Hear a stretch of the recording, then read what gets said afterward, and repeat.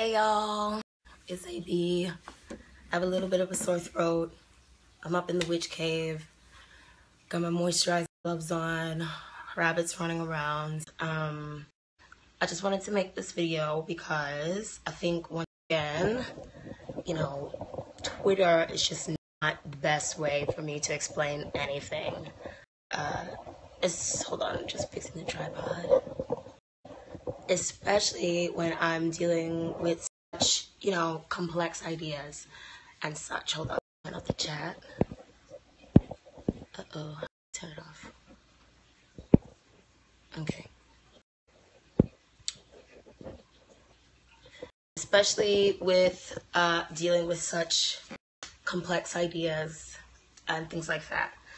So I kind of already predicted Bernie Sanders was not going to get that he was not going to be the Democratic nominee. Nothing factual, but just maybe it was just my inner witchness or just inner knowing, just my intuitiveness that just knew that it wasn't going to happen. I also predicted that it would come down to Hillary Clinton versus Trump, which is what it's really looking like right now. And, I've gone back and forth, especially in the public. I probably lost a lot of fans for having my, damn, wait, the chat is not hidden. God damn, y'all. Okay. I probably even lost a lot of fans for supporting Trump or just even mentioning Trump's name. And, I too went back and forth with the whole Trump thing. What the fuck is this? Where's this person come from? What is he talking about? You want to deport 11 million people? Or, I think that the media plays a really big role in swaying public opinion and swaying our thought processes and stuff like that. Ouch. Shit. Oh, sorry, my rabbit is out. Swaying our thought processes and stuff, and I realized that was happening to me. I'm also a person who says really polarizing things, and you just take a snippet of it, a soundbite, and you blow it up, then can make people really hate you or just make people miss the point. And I think that what's happening with a lot of people and Donald Trump, especially people who to be more liberal or more accepting of different races and different cultures, and they want to see a better America. I think what's happening with Trump is that we are allowing the media and allowing just that American prescriptivism to kind of lead our vote. As a Black woman, I sit on the lines of gender, race. I'm part of that underrepresented, misrepresented group of minority women. So, and I do consider myself womanist, feminist, kinda. I don't know. Feminism thing, but I consider myself definitely to be for women's rights and stuff like that. So I think that there's a part of me and a part of lots of other people who just really there was a part of me, and I think that there is a part of lots of other people who are just not taking the time to do their own research and come up with their own opinions, because as Americans, are born and bred on media, and we will prescribe to anything, be it consciously or subconsciously. The Clinton family and Hillary Clinton have done terrible, terrible, terrible things for Black people, including 1994's mass incarceration bill, including just well, you know, there's all sorts of conspiracies about where crack came from and where all these things come from, you know. But just mass incarceration, like welfare reforms or whatever, like, well, okay, so what I feel about the Democratic Party and people is that it kind of, no, it definitely keeps us stagnant. It keeps us reliant on a system, and it prescribes life for us, and it prescribes wealth for us, and it really keeps us out of the competition, you know, capitalism, if it is really a competition, you know, it keeps us out of that. Again, there are tons of people who need assistance. Like, I grew up on public assistance, you know, I grew up on welfare and food stamps and all sorts of things like that, you know, because we needed it to supplement our income and, you know, supplement our fridge and shit like that. But I think that it's yeah, public assistance is a way to keep a group of people in a place, you know, by requiring that they work these jobs for this money. It, you know, it just locks you in a system, and a system that just keeps going and going and going. Remember how I always talk about the systematically oppressed underclass in America. Like, the American dream is and always will be supported by a systematically oppressed underclass. First it was the blacks, you know, and now that it's not us anymore, it's the Latinos. And that's just the way the system works, because that's the way the system's been built. As far as Donald Trump looking like something that may change all of that, personally, just as an African American, you know, you can talk to any black scholar and they'll, you know, give you the spiel about how black people only own 1% of America's wealth and all, you know, things like that. And I honestly feel like the reason why we are so misrepresented, underrepresented, seemingly not cared for in America is because we don't have money, you know, we don't have financial power, we don't have anything to save ourselves with. Now, here comes Donald Trump with all these, you know, crazy things that he's saying. He wants to deport all the Mexicans, he wants to build a wall. Outside of, you know, he wants to ban Muslims, all sorts of things like that. Outside of his really just radical, crazy statements, when you really pay attention, you know, his radical statements concerning other people, other countries, when you just take a second to listen to his plans for America, they make sense to me logically, especially when it comes to taxes. Like I said, again, you know, lots of the reason why we don't, why we seemingly are helpless is because we don't have money, you know. So if Donald Trump is through with some tax plan, you know, I did like a little bit of research and reading articles and stuff like that. So Donald Trump wants to cut taxes for everyone. Cut taxes for everyone. You know? So right now, someone who makes $10,000 a year, you know, they pay 10% taxes on that $10,000 a year. So what Donald Trump is saying is, if you make 30K a year, you pay 1%. And, you know, so I have it written here, you make 30K a year, you pay 1%. 30K to 100K, you pay 4%. 100K to 1 million, you pay 10%. 1 million and up, you pay 15% tax, you know. I pay 3% taxes. Like, I see lots of my paycheck go away, and yeah, it's really disheartening. You feel as though you're working for nothing, just to have it all go back to the state, you know, the government or whatever. When you hear Hillary Clinton talk about tax reform, it's all very general, very, very general, very, yes, the wealthiest don't pay their fair share, and, you know, but again, she's in bed with, all sorts of people, like banks, like, people who own Walmart and, just shit like that. Hillary Clinton really, really, really, really, really in bed with a lot of people who look to continue America's tradition of relying on a systematically oppressed underclass.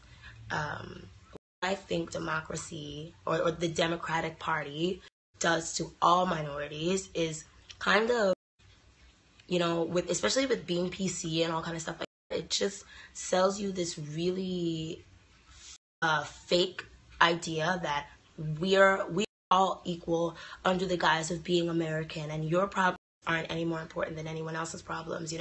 I think that that's what the Democratic Party does to Black people, especially, and minorities. It convinces us that the problems of the group are more important than our own individual problems. And I think that that's something that's been going on especially with Black people and Black voters for a very long time. We're constantly being told that our problems are not important.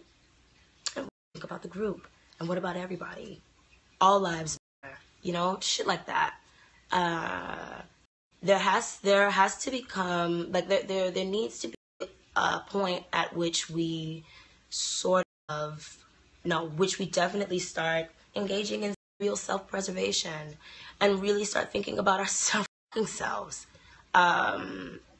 Because we've never thought about ourselves. And Harriet, you are just gonna bite me. Sorry.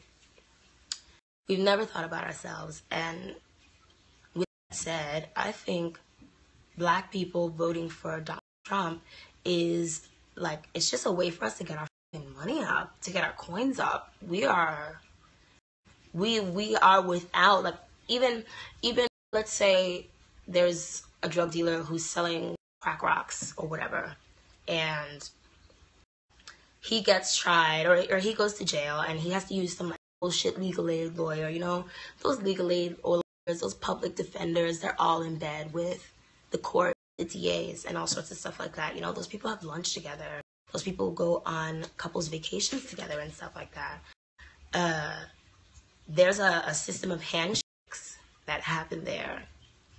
If said individual, because white kids sell crack too, and white people are drug dealers too, if said individual had the financial power to hire a proper lawyer, maybe a lot of these cases wouldn't, turn out to be so fucking up and just.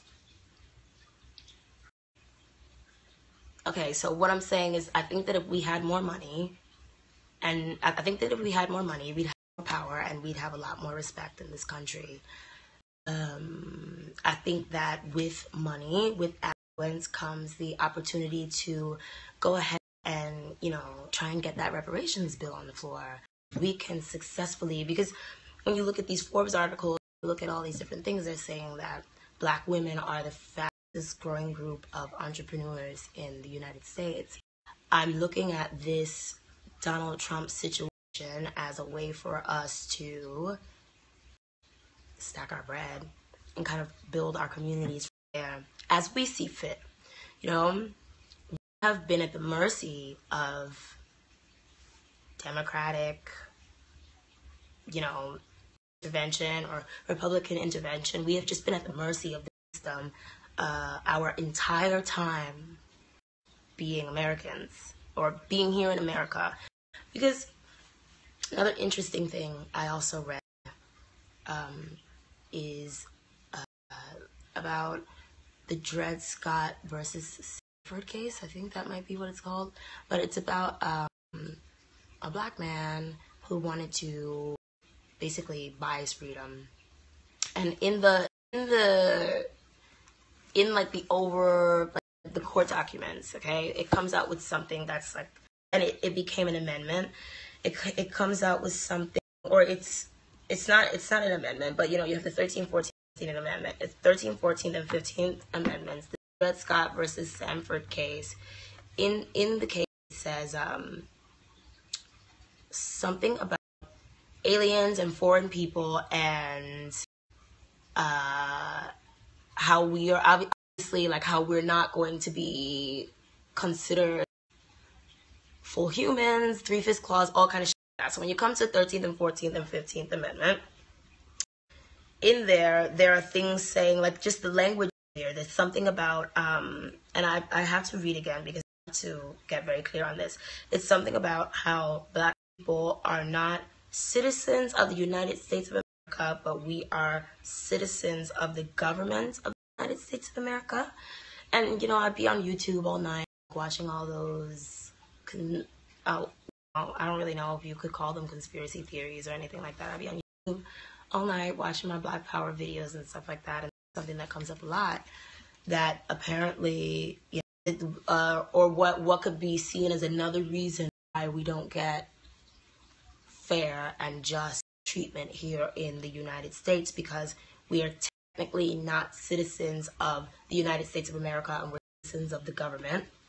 I'd have to look more into that, and I'd actually like to hear a historian's opinion about that, you know. So there's this thought, another thought, that we aren't technically considered citizens of the United States, that we are basically property of the government. I forget where I was going with that, but okay, back to this shit. I think that a Black vote for Donald Trump, you know, who cares? What, I mean, you can't really care. You can't care. You have to just think about ourselves and think about our money. You know, for someone who makes $30,000 a year, I feel like a 1% tax rate is great. You know, they can buy a house, they can do all these different things, they can start a business, they can, yeah, they can make it happen. When it comes down to healthcare, I think it also gets blown out of proportion a bit, because, of course, there are lots of people who are on, you know, lots of people who are on Obamacare who didn't previously have health insurance and all kinds of stuff like that. But there are also people who are winding up paying ridiculous amounts for health insurance under Obamacare, and you can't not have insurance or else you get taxed. You know, you get a fee, a fine. While I think that healthcare is a God-given right, especially if you are going to pay taxes to the state, any sort of taxes, you know, I think that it should include free, universal, non-biased healthcare for everybody. But I also think that it should be a person's right to choose not to have healthcare. You know? Oops. Sorry, this rabbit. I think it should be a person's right to choose not to have healthcare. I think taxing somebody for not having healthcare, you know, say someone has some sort of holistic, homeopathic way of curing their ailments. You know, the person and the people should be allowed to go into that and go forth and do that shit. I think that Hillary Clinton's just kind of, like, she's just too general. She's way too general, and you can tell that she has absolutely no idea what the fuck she's talking about. And I really, really, really hope that Black people don't just blindly vote for her, that we don't just, you know, subscribe to Hillary Clinton because that's the right thing to do, you know. I feel like Black people have been voting Democrat for the last maybe 50, 60, 70 years, and we're still broke. We still don't have anything. We still don't have any power. Time and time again, these Democratic politicians, they promise things that we just don't get. I've come to my own conclusion that the American dream begins and ends with a white face, you know? And it's really dire to think about, but until we can make enough money to leave, we have to get in where we fit in. Yeah, it's a really fucked up thought to have, and it's maybe it makes me feel powerless. Maybe it discourages me. I don't know, but this system was not built for us, as evidenced by the fact that we still only own 1% of America's wealth, and the other 99% of it are in white hands or whoever else's hands. And as evidenced by the fact that nothing has been done to alleviate those huge gaps in wealth, wealth holding. No one gave us any reparations. No one's like, I do think that if we get our money up and we get our books up and get our shit up and make reparations a national conversation like Black Lives Matter, then we can definitely do some damage. But what I like about Donald Trump is that he is coming in to fuck shit up. I don't know if he has a personal vendetta with somebody, some other politician. I don't know if he's trying to prove something to himself or to somebody else, but this seems like a crack, it just seems like a crack in just such a rigid system. Like, imagine you're trying to claw your way out of an ice block, finally see a crack. You should tap on that crack, don't just stay in the ice block, which is what I feel like voting for Hillary Clinton is going to do for us. Once somebody deceives me once, I always try them to deceive me again. I don't think that there's any other way that we should be looking at it. Yeah. I think Donald Trump has really, really, really good ideas about just trying to save fucking money, just save money, wherever we can save it, let's just save it. Because as a unit, we really got it like that right now. We don't need to be expanding our fucking military presence in the Middle East. We don't even belong in the Middle East anyway, And Hillary Clinton will get people riled up about, oh, this is about women's rights, this is about this is about that. But, those people have been covering their women and beating their women and, murdering their women and doing all shit like that to their women for centuries, for years and years and years, thousands and thousands of years. I'm a firm believer that societies always contain the elements within themselves to, the catalyst within themselves to change and sustain themselves. And I think that that's what makes the world such an interesting place, that you have all these different customs everywhere, I feel like what Hillary Clinton is just wanting to do with, everything in the Middle East that's happening, Libya, Syria, all sorts of shit like that. It's just kind of continue that manifest destiny. Remember in your social studies textbook, you would read about manifest destiny, and it would be some crazy fucking egotistical white man's idea of how he was going to take over the world. And then you have things like the white man's brain. Hold on, I have to take Harriet back in the cage. Maybe you can say hi. Say hi. Ouch. Okay, well. But anyway, yeah, all those things that you read about in the history textbook about the white man's burden and manifest destiny and stuff like that, it's just reaffirming what the white powers that be think about everybody else in the fucking world. They think that we are stupid degenerates who can't think for themselves. They think we're primitive weirdos unhygienic weirdos that need their saving. And of course it's patronizing and it's fucked up. But yeah, I think that Hillary Clinton's agenda and just, many United States politicians' agendas are in line with that greater United States manifest destiny agenda. And I think that that agenda, like I said, the American dream begins and ends with the white man. There's no room for anybody else in it to have any sort of actual power. Oh, let me let her back in the cage.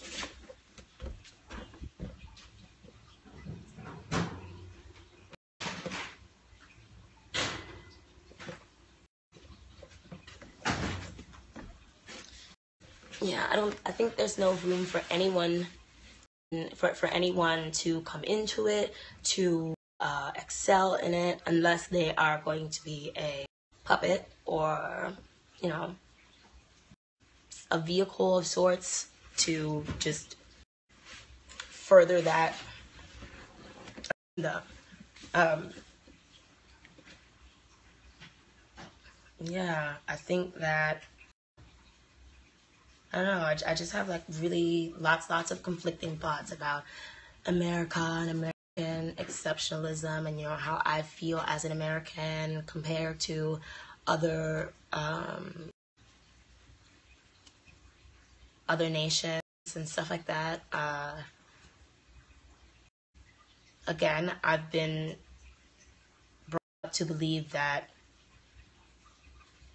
everything we stand for is what it is, all there is to stand for, you know? I've been brought up to believe that we are just the best and we can just do anything, and, you know, nothing will happen to us because this is the land of the free, the home of the brave, whatever the fuck. But as I'm getting older, I'm just really seeing that that is not the truth. And yeah, so back with Donald Trump, I think that, yeah, I think that it's time for us to fucking save some money as black people. You know, I don't know much about the dollar. I know that it's not backed by anything. You know, we don't have that many natural resources to back it. So it's basically, you know, just by confidence and American exceptionalism. Basically just backed by confidence and dreams and thoughts and promises. Whose promises? I don't fucking know. But yeah, America will have its end day. I just don't think that our end day should involve trying to like monitor the entire world and make sure that we get in and beat people up before they get to us and all type of shit like that. It's just, you know, I feel like what happens with people like Hillary Clinton and Obama and shit like that they spend so much time trying to take things from other people that you just completely have ignored your country and ignored what's actually happening here because you're so busy like meddling in everyone else's business. Yeah, we were like this world police hegemonic power that gets to walk up in everybody's shit and be like, hey, you can't do this because we say so. Like, who the fuck are we? Who the fuck do we think we are, you know? I don't know.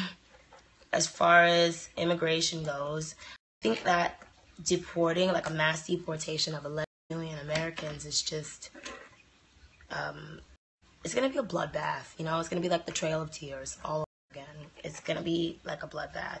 And I think that in order for history not to repeat itself, if we are going to have these amazing tax breaks and all these things, maybe instead of deporting everybody and locking the door, maybe we, you know, and building a wall, why don't we change the rhetoric to, you know, let's cap it here, let's seal everything off, this is America, this is what it'll be for the next 10 to 15 years. Now, if you're not willing to let Mexicans into the country, then you have to extend that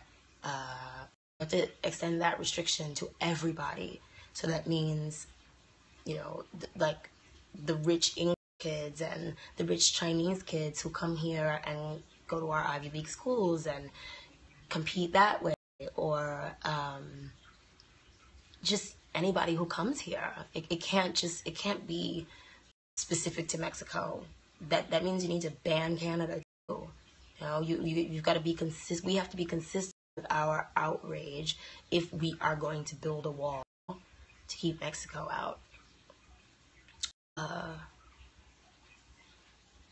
I think that building a wall could be just culturally dangerous, culturally really dangerous for us.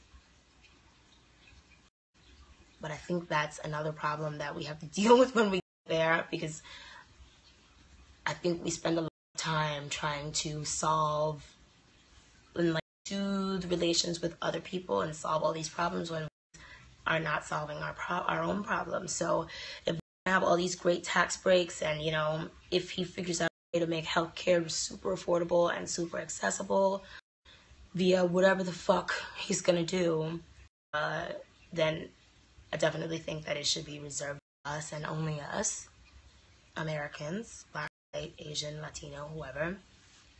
Because, yeah, again, it's not about people sucking up aid or sucking up funds or whatever the fuck. Overpopulation is a real thing, and supply and demand is a real thing, you know. And if the demand gets too high and the supply is low, then we're gonna be way worse off than we already are. I think that it's important to exercise a bit of, you know, I guess, selfishness for a second. It's not easy to get into Canada. Canada just doesn't let anybody in willy-nilly. I think that we could be like that. I think that there's also ways to make money if we are to let people in. You know, there's also, yeah, ways to tax them, and ways, you know, tax them at the border and things like that. I'm ranting and rambling. I really don't like Hillary Clinton, and I really have a strong feeling that she is going to be the next president of the United States of America, because I feel like it's already rigged. And I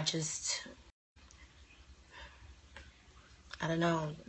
The Democratic Party just isn't doing it for me this time round, because I'm tired of having my problems ignored, or our problems ignored, and our problems never issued. You know, we're always talking about some shit in the Middle East or some shit somewhere else, and we're never talking about Black people. We're never talking about mass incarceration. We're never talking about how we are just still suffering, and we haven't been given proper retribution. That's my little random rantings for the night.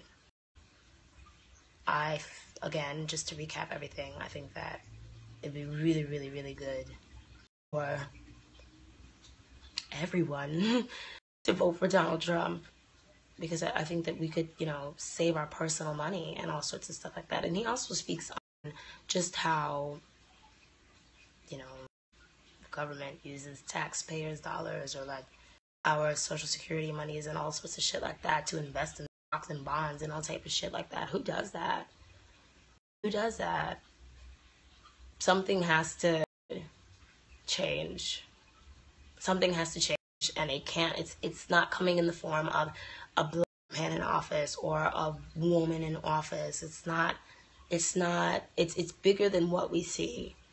And I would really just kind of urge a lot of African Americans to just take a deeper look at what Trump is promising, and kind of try and disregard the blatant racism, the blatant sexism, the blatant assholeness,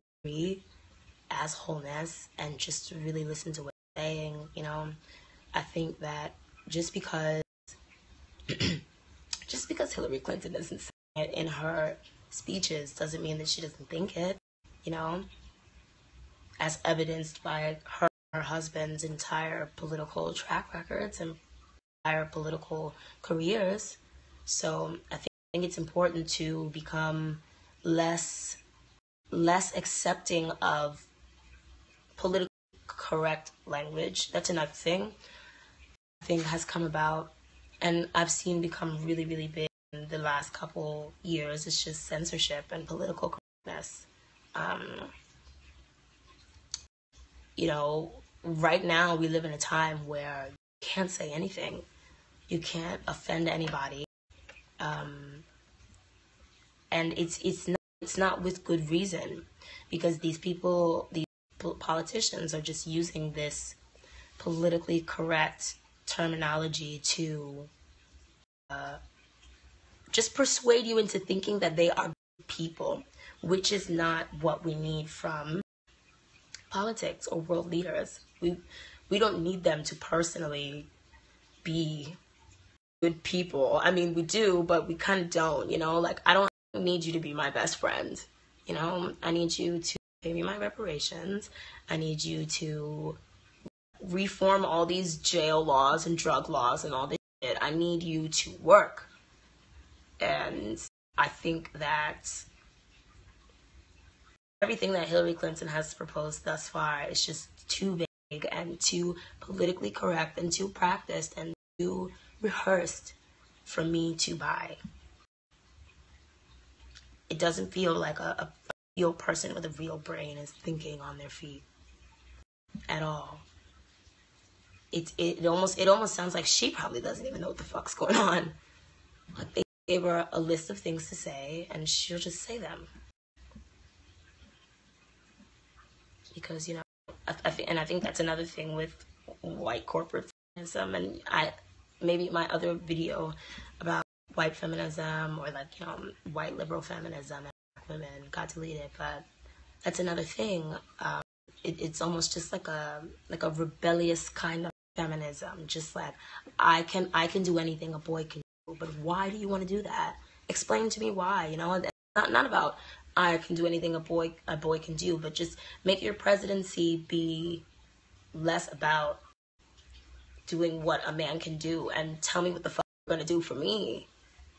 Me specifically, Azealia Banks, black female rapper from New York City, and just the other countless black women. Like, Hillary Clinton showed up at Black Girls Rock, and, you know, Hillary Clinton is a big part of the reason why in the 90s we saw a lot of propaganda about black women being unfit mothers and all sorts of shit like that, you know? And now we're just all going to vote for her? For fucking what?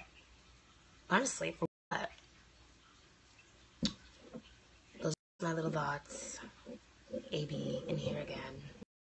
I'm gonna look up the Dred Scott case and just maybe do another video. I'll give you guys some more information about that once I get more information on it. Yeah, I would like to talk to some people and see if that is the truth, if we are in fact not true citizens of the United States of America and actually citizens of the government. It's AB.